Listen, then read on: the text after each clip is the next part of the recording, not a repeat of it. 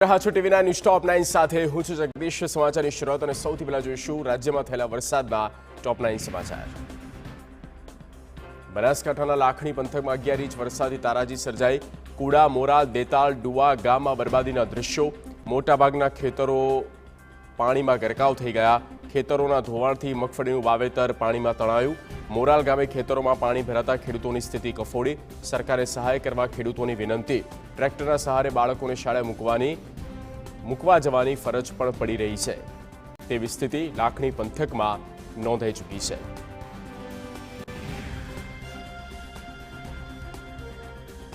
ભારે વરસાદ બાદ હવે જૂનાગઢના ગેડ પંથકમાં તારાજી સર્જાઈ।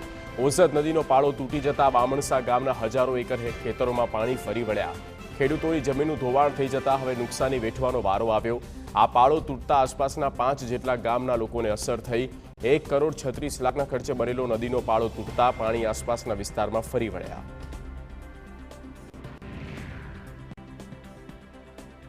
પોરબંદરમાં ખાબકેલા ભારે વરસાદના પગલે અનેક વિસ્તારોમાં પાણી ભરાયા। માધવપુરની બજારોમાં પાણી ભરાયા। માધવપુર ગામની બજારોમાં ગોઠણ સુધીના પાણી ભરાતા મુશ્કેલી સર્જાઈ।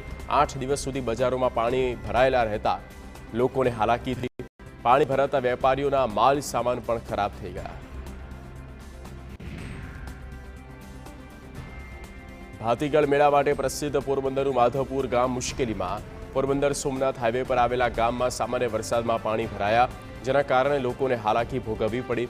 સૌથી પહેલા ભાતીગળ ગ્રાઉન્ડના દ્રશ્ય જુઓ, જ્યાં સુધી નજર ત્યાં પાણી। 8 ફૂટ જેટલા પાણી ભરાઈ જતા ગ્રાઉન્ડ હવે ડેમ બની ગયો હોય તેવું લાગી રહ્યું છે। પાટણ શહેર અને જિલ્લામાં વરસાદી માહોલ। પાટણ શહેરમાં ફરી ધોધમાર વરસાદ। ધોધમાર વરસાદના પગલે શહેરના માર્ગો પાણી ફરી વળ્યા। રસ્તા પર પાણી ભરાતા વાહન ચાલકો અટવાયા। અરવલ્લીના મોડાસા શહેર અને ગ્રામ્ય વિસ્તારોમાં ધોધમાર વરસાદ। રાત્રિ દરમિયાન મોડાસા પંથકમાં 3 ઇંચ વરસાદ ખાબક્યો। ભારે વરસાદને કારણે નીચાણવાળા વિસ્તારોમાં પાણી ભરાયા। હંગામી બસ સ્ટેશન પરિસરમાં વરસાદી પાણી ભરાયા। 4 રસ્તા અને મેઘરજ રોડ પર પાણી ભરાતા હાલાકી। અરવલ્લીની વાત્રક નદીમાં આવ્યા નવા નીર। સૂકી જોવા મળતી નદી ભારે વરસાદ બાદ 2 કાંઠે વહી। મેઘરજના ગ્રામ્ય વિસ્તારોમાં ધોધમાર વરસાદથી નદીમાં પાણીની આવક। રાજસ્થાનમાં પણ વરસાદની વાત્રક નદી જીવંત થઈ। વલસાડમાં અવિરત વરસાદને પગલે કુદરતી સૌંદર્ય ખીલી ઉઠ્યું। કપરાડા તાલુકામાં ઝરણા અને ધોધ ફરી જીવંત થયા। સિલધા ગામના માલવી ધોધના મનમોહક દ્રશ્ય। કપરાડાને ગુજરાતનું ચેરાપુંજી મનાય છે। ધોધમાર વરસાદે પગલે જંગલ વિસ્તારના સુંદર દ્રશ્ય કેમેરામાં કેદ। રાજ્યમાં આગામી 5 દિવસ વરસાદી માહોલ રહેશે। હવામાન વિભાગે આગાહી કરી કે રાજ્યમાં કેટલાક જિલ્લામાં અતિભારે તો કેટલાકમાં ભારે વરસાદ થઈ શકે। હવામાન વિભાગે ઉત્તર અને દક્ષિણ ગુજરાતના કેટલાક જિલ્લામાં ઓરેન્જ એલર્ટ આપ્યું। સુરેન્દ્રનગર, સૌરાષ્ટ્ર, રાજકોટ, અમરેલી, ભાવનગર, બોટાદમાં ભારે વરસાદની આગાહી।